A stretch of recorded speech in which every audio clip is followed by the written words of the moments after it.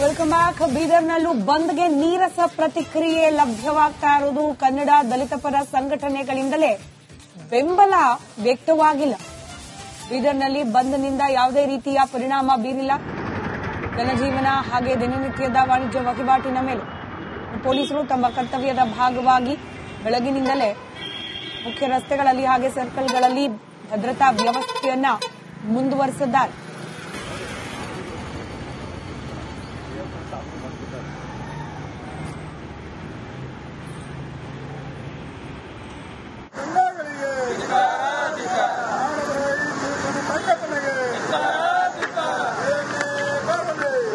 ಬೆಳಗಾವಿಯಿಂದ ನೇರ ಪ್ರಸಾರದ ದೃಶ್ಯ ಗಮನಿಸ್ತಾ ಇದ್ದೀರಿ. ಬೆಳಗಾವಿಯಲ್ಲಿ ಕನ್ನಡ ಪರ ಸಂಘಟನೆಗಳು ರಸ್ತೆಗಿಳಿದು ಪ್ರತಿಭಟನೆಯನ್ನ ಮಾಡ್ತಿರೋದನ್ನ ಹೊರತುಪಡಿಸಿದ್ರೆ ಜನರಿಂದ ಬಂದ್ಗೆ ಮಿಶ್ರ ಪ್ರತಿಕ್ರಿಯೆ.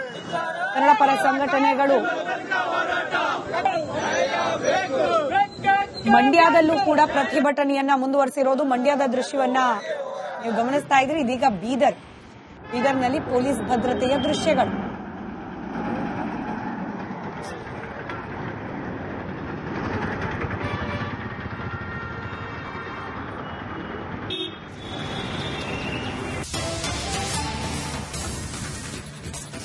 Welcome back. ಬೀದರ್ನಲ್ಲೂ ಬಂದ್ಗೆ ನೀರಸ ಪ್ರತಿಕ್ರಿಯೆ ಲಭ್ಯವಾಗ್ತಾ ಇರುವುದು ಕನ್ನಡ ದಲಿತ ಪರ ಸಂಘಟನೆಗಳಿಂದಲೇ ಬೆಂಬಲ ವ್ಯಕ್ತವಾಗಿಲ್ಲ.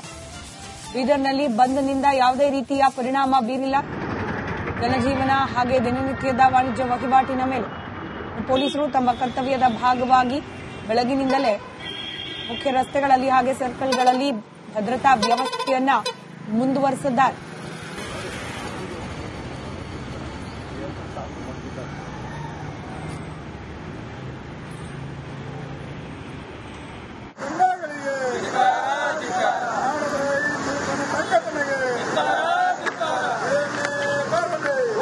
ಬೆಳಗಾವಿಯಿಂದ ನೇರ ಪ್ರಸಾರದ ದೃಶ್ಯ ಗಮನಿಸ್ತಾ ಇದ್ದೀರಿ. ಬೆಳಗಾವಿಯಲ್ಲಿ ಕನ್ನಡ ಪರ ಸಂಘಟನೆಗಳು ರಸ್ತೆಗಿಳಿದು ಪ್ರತಿಭಟನೆಯನ್ನ ಮಾಡ್ತಿರೋದನ್ನ ಹೊರತುಪಡಿಸಿದ್ರೆ ಜನರಿಂದ ಬಂದ್ಗೆ ಮಿಶ್ರ ಪ್ರತಿಕ್ರಿಯೆ.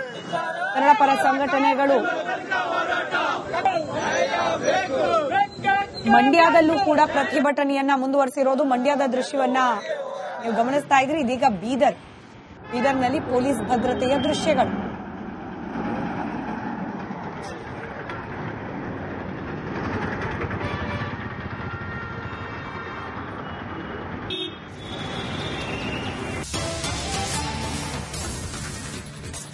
Welcome back. ಬೀದರ್ನಲ್ಲೂ ಬಂದ್ಗೆ ನೀರಸ ಪ್ರತಿಕ್ರಿಯೆ ಲಭ್ಯವಾಗ್ತಾ ಇರುವುದು ಕನ್ನಡ ದಲಿತ ಪರ ಸಂಘಟನೆಗಳಿಂದಲೇ ಬೆಂಬಲ ವ್ಯಕ್ತವಾಗಿಲ್ಲ.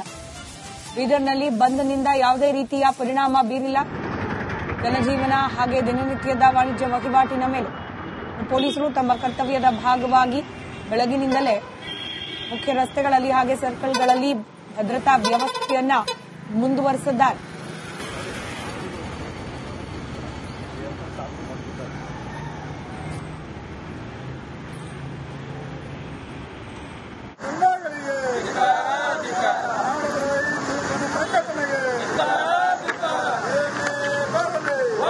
ಬೆಳಗಾವಿಯಿಂದ ನೇರ ಪ್ರಸಾರದ ದೃಶ್ಯ ಗಮನಿಸ್ತಾ ಇದ್ದೀರಿ. ಬೆಳಗಾವಿಯಲ್ಲಿ ಕನ್ನಡ ಪರ ಸಂಘಟನೆಗಳು ರಸ್ತೆಗಿಳಿದು ಪ್ರತಿಭಟನೆಯನ್ನ ಮಾಡ್ತಿರೋದನ್ನ ಹೊರತುಪಡಿಸಿದ್ರೆ ಜನರಿಂದ ಬಂದ್ಗೆ ಮಿಶ್ರ ಪ್ರತಿಕ್ರಿಯೆ. ಕನ್ನಡ ಪರ ಸಂಘಟನೆಗಳು ಮಂಡ್ಯದಲ್ಲೂ ಕೂಡ ಪ್ರತಿಭಟನೆಯನ್ನ ಮುಂದುವರೆಸಿರೋದು ಮಂಡ್ಯದ ದೃಶ್ಯವನ್ನ ನೀವು ಗಮನಿಸ್ತಾ ಇದ್ದೀರಿ. ಇದೀಗ ಬೀದರ್ನಲ್ಲಿ ಪೊಲೀಸ್ ಭದ್ರತೆಯ ದೃಶ್ಯಗಳು.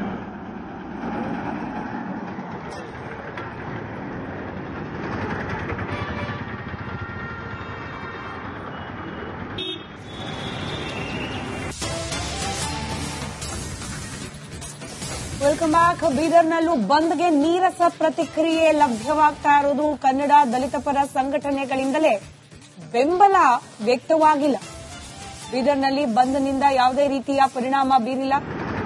ಜನಜೀವನ ಹಾಗೆ ದಿನನಿತ್ಯದ ವಾಣಿಜ್ಯ ವಹಿವಾಟಿನ ಮೇಲೆ ಪೊಲೀಸರು ತಮ್ಮ ಕರ್ತವ್ಯದ ಭಾಗವಾಗಿ ಬೆಳಗಿನಿಂದಲೇ ಮುಖ್ಯ ರಸ್ತೆಗಳಲ್ಲಿ ಹಾಗೆ ಸರ್ಕಲ್ಗಳಲ್ಲಿ ಭದ್ರತಾ ವ್ಯವಸ್ಥೆಯನ್ನ ಮುಂದುವರೆಸಿದ್ದಾರೆ.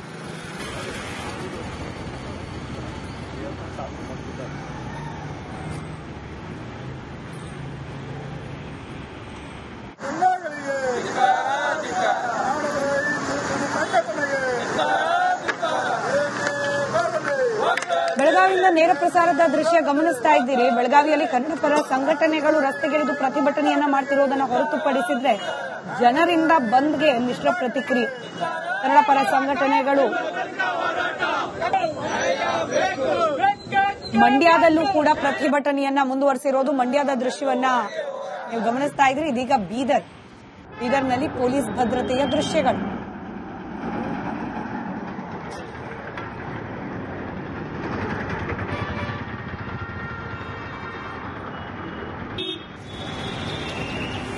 ರಿಪಬ್ಲಿಕ್ ಕನ್ನಡ ಕೊಡಗು ದೃಶ್ಯಗಳಲ್ಲಿ ಗಮನಿಸ್ತಾ ಇದ್ದೀರಿ. ಬೆಳಗಾವಿ ಹಾಗೇನೆ ಮಡಿಕೇರಿ, ಬಳ್ಳಾರಿ, ಹಾವೇರಿ ಇಲ್ಲಿ ಎಲ್ಲಾ ಕಡೆ ಯಾವ ರೀತಿಯ ಪ್ರತಿಕ್ರಿಯೆ ಸಿಗ್ತಾ ಇದೆ ಬಂದ್ಗೆ ಅನ್ನೋದನ್ನ ತಾವು ನೋಡ್ತಾ ಇದ್ದೀರಿ.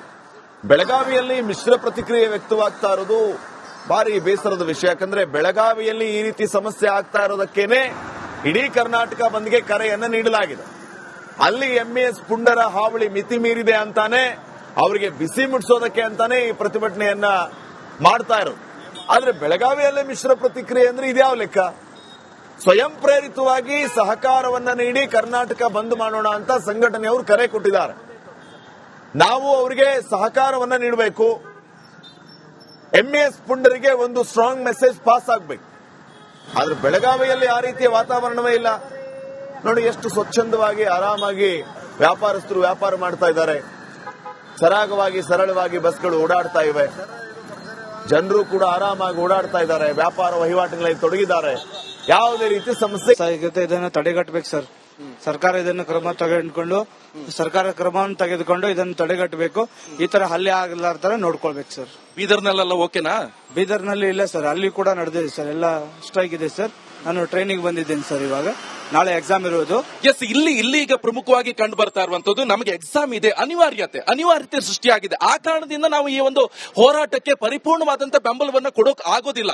ಆದ್ರೆ ನಾವು ನೈತಿಕ ಬೆಂಬಲವನ್ನ ಕೊಡ್ತೀವಿ ಅನ್ನುವಂತ ನಿಟ್ಟಿನಲ್ಲಿ ಕೂಡ ಸಾಕಷ್ಟು ಜನ ಈಗಾಗಲೇ ಹೋರಾಟವನ್ನ ಮಾಡ್ತಾ ಇದ್ದಾರೆ. ನಾನು ಈಗಲೇ ಹೇಳಿದ್ದೇನೆ, ಕನ್ನಡ ಪರ ಸಂಘಟನೆಗಳಿಗೆ ಏನ್ ಕರೆಯನ್ನ ಕೊಟ್ಟಿದ್ದಾರೆ, ಆದ್ರೆ ಟೈಮ್ ಸರಿ ಇಲ್ಲ. ಎಕ್ಸಾಮ್ ಬಂದಿದೆ, SLC ಮಕ್ಕಳಿಗಿರ್ಬೋದು, ಇವರು ಕೂಡ ಈಗ ಗವರ್ಮೆಂಟ್ ಎಕ್ಸಾಮ್ ಅನ್ನ ಬರೀತಾ ಇದ್ದಾರೆ. ಆ ನಿಟ್ಟಿನಲ್ಲಿ ಕೂಡ ಸಾಕಷ್ಟು ಜನ ಮಕ್ಕಳೆಲ್ಲ ಎತ್ಕೊಂಡು ಹೋಗ್ತಾ ಇದ್ದಾರೆ. ಯಾಕಂತ ಹೇಳಿದ್ರೆ ಪಾಪ ಅವರಿಗೆ ಮುಜುಗರ ಅನ್ಸುತ್ತೆ.